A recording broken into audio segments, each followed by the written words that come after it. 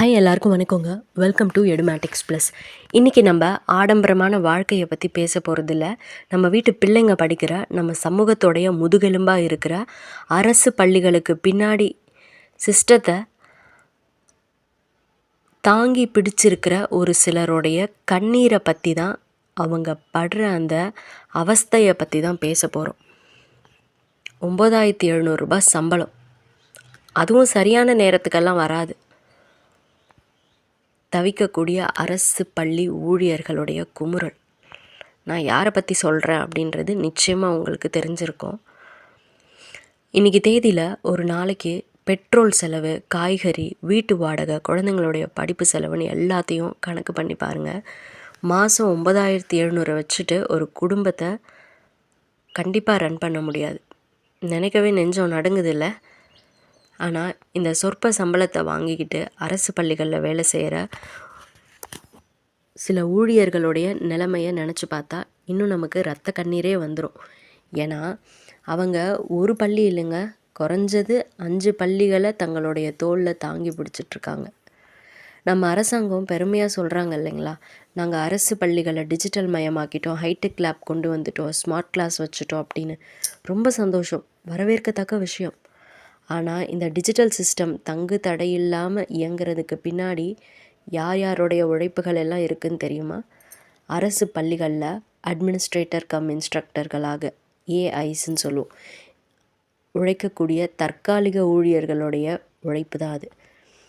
MS ஒரு பள்ளியில் இருக்கிற அத்தனை மாணவர்களுடைய விவரங்கள், ஆசிரியர்களுடைய விவரங்கள், அட்டண்டன்ஸ் அப்படின்னு சொல்லி எல்லாவற்றையும் ஆன்லைனில் ஏற்றணும்.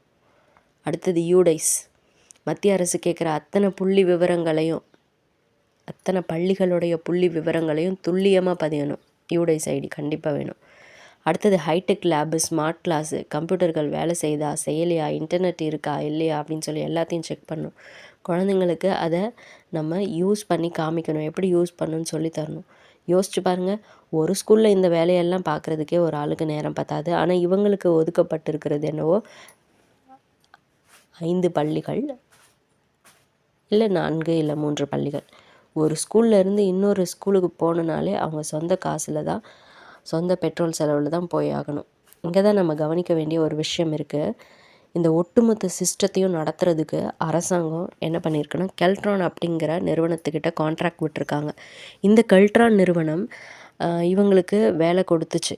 ஓகே, நல்ல வேலை. நம்ம எந்த வேலையும் இல்லாமல் இருந்தோம், ஒரு வேலை கிடச்சிருச்சுன்னு சொல்லிட்டு சந்தோஷப்பட்டோம். சம்பளமும் கொடுத்தாங்க. அங்கே தான் வந்து பிரச்சனையே. 18,000 சொல்லி, 15,000 சொல்லி, 11,700 சொல்லி, கடைசியில் இப்போ 9,700 தான் கையில் வாங்குற மாதிரி இருக்குது. அரசு கொடுக்குற நிதியில் இவங்க தங்களுக்கு போக மீதியை தான் இந்த ஊழியர்களுக்கு கிள்ளி கொடுக்குறாங்கன்றது தெளிவாக தெரியுது. அந்த 9,700 சம்பளத்தை கூட ஒழுங்காக சரியான தேதியில் கொடுக்குறாங்களா அப்படின்னு கேட்டால் அதுவும் இல்லை. மாதமான சம்பளத்துக்காக அவங்கள ஏங்க விடுறாங்கன்னு தான் சொல்லணும். மாதம் பிறந்தால் 1ஆந்தேதி வீட்டு வாடகை கொடுக்கணும், பால்காரருக்கு வந்து காசு கொடுக்கணும், மளிகை கடைக்கு போகணும். கை நிறைய சம்பளம் வாங்குறவங்களுக்கே சம்பளம் 2 நாள் லேட்டாக வந்தாலே பதறி போயிடுவாங்க. ஆனால் வெறும் 9,700 சம்பளத்தை வச்சுக்கிட்டு அதுவும் சரியான தேதிக்கு வராமல் தவிக்கிற இந்த ஊழியர்களுடைய நிலைமையை யாராவது யோசித்து பார்த்தாங்களா? கண்டிப்பாக இருக்காது. அப்படி யோசித்து பார்த்துருந்தா இந்த நிலைமையில் அவங்க இருக்க மாட்டாங்க இல்லைங்களா? கெல்ட்ரான் நிறுவன அதிகாரிகளுக்கு நான் வைக்கிற ஒரு கேள்வி, நீங்கள் லட்சங்களில் சம்பளம் வாங்குறீங்க, உங்களுக்கு 1ஆந்தேதி அக்கௌண்ட்டில் பணம் கிரெடிட் ஆகிடும்.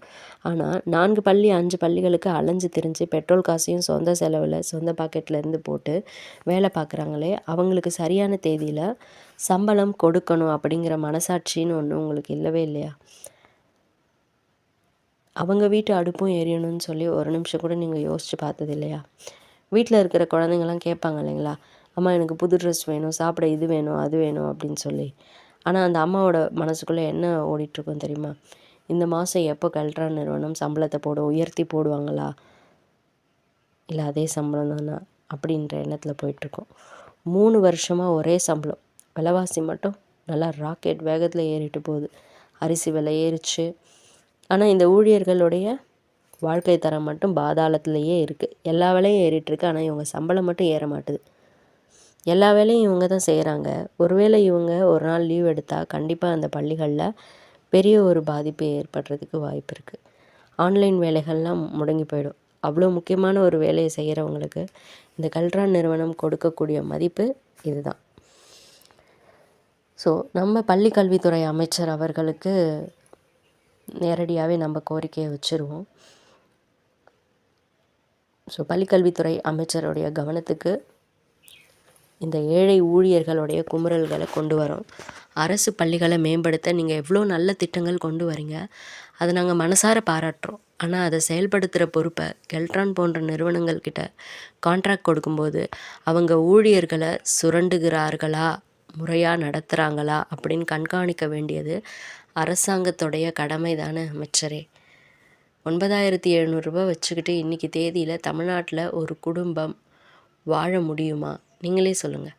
அதுவும் சரியான தேதிக்கு சம்பளம் வராமல் இந்த கெல்ட்ரான் நிறுவனம் இழுத்தடிக்கிறத கல்வித்துறை ஏன் தட்டி கேட்காம இருக்குன்றதே இன்னைய வரைக்கும் புரியலை. 5 பள்ளிக்கு அலையிறதுக்கான பயணப்படியாவது இவங்களுக்கு கொடுக்கலாம். அதுவும் கொடுக்கப்படுதா அப்படின்னு கேட்டால் பயணப்படியும் கொடுக்கப்படுறது இல்லை.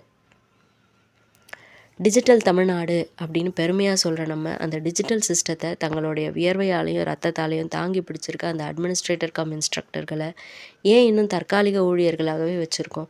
இவங்க ஒன்றும் இலவசமாலாம் பணம் கொடுங்கன்னு கேட்கல. அவங்களுடைய நியாயமான உழைப்புக்கு ஏற்ற சம்பளத்தையும் அதை சரியான தேதியிலையும் தான் கேட்குறாங்க. 3 வருஷ உழைப்புக்கு இந்த நிறுவனம் கொடுக்கக்கூடிய பரிசு இதுதானா? ஸோ தயவு செஞ்சு இந்த கெல்ட்ரான் நிறுவனத்தோடைய தன்னிச்சையான போக்கை தடுத்து நிறுத்துங்க. இந்த ஊழியர்களுக்கு ஒரு நியாயமான சம்பள உயர்வை வழங்கி இடைத்தரகர்கள் இல்லாமல் நேரடியாக அரசே இவங்களுக்கு ஊதியம் வழங்குறதுக்கு வழிவகை செய்யணும் அப்படின்னு சொல்லி ஒட்டுமொத்த மக்கள் சார்பாக, ஒட்டுமொத்த அட்மினிஸ்ட்ரேட்டர் கம் இன்ஸ்ட்ரக்டர்ஸோடைய சார்பாக ஒரு கோரிக்கையை நாங்கள் வைக்கிறோம். அண்டு இந்த வீடியோவை நீங்கள் இப்போ பார்த்துட்ருக்கீங்கன்னா நான் ஏதோ வியூஸுக்காக இல்லை லைக்ஸுக்காகலாம் இது போடுறேன் அப்படின்னு நினச்சிக்காதீங்க. தமிழ்நாட்டில் ஆயிரக்கணக்கான தற்காலிக ஊழியர்கள் அரசு பள்ளிகளில் கண்ணீரோடு வேலை செஞ்சிட்ருக்காங்க. இவங்களுடைய குரல் சென்னை கோட்டை வரைக்கும் கேட்கணும், அந்த கெல்ட்ரான் நிறுவனத்தோடைய காதுகளுக்கும் போகணும். நாம் நம்ம வீட்டு பிள்ளைங்களை பெரிய ப்ரைவேட் ஸ்கூலில் சேர்க்கலாம். ஆனால் ஏழை எளிய வீட்டு பிள்ளைகள் படிக்கிற அரசு பள்ளிகளுடைய தரம் உயரணும்னா அங்கே வேலை செய்கிற ஊழியர்களுடைய மனசும் வயிறும் முதல்ல குளிரணும்.